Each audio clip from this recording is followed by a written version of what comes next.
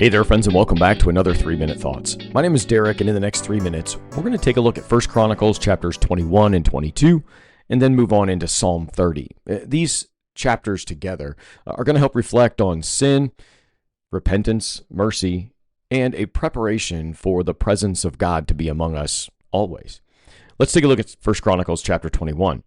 This chapter is going to parallel very well with 2 Samuel 24, but there's a bit of a twist. Verse 1 says, "Then Satan stood against Israel and incited David to number Israel." Unlike in 2 Samuel, where God's anger brings about, incites the census, here Satan is named directly, highlighting spiritual warfare and the danger of pride. David's sin wasn't counting people. It was trusting in military strength instead of God. When confronted by Gad, the prophet, David chooses to fall into the mercy of God rather than on human judgment. A plague will then surround them, but God stops it at the threshing floor of Ornan, where David builds an altar. This becomes the future temple site.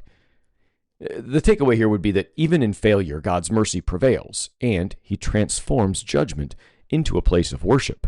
Think of the cross. The place of judgment for sin became the epitome of worship for those of us who follow Jesus. 1 Chronicles 22 then moves into preparations for the temple. Although David was not allowed to build the temple himself because he was a man of war, he prepares amazingly well for Solomon to do so. He gathers materials, labor, leadership, and vision, and then he charges Solomon to be strong, courageous, and faithful. David's heart remains worship-centered. He can't build it, but he can lay the foundation for worship to flourish there. Sometimes we prepare for something that we'll never see completed. But faithfulness isn't about bringing it to completion. It's about doing your part.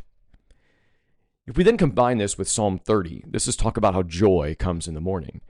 This Psalm of David is traditionally linked to the dedication of the temple.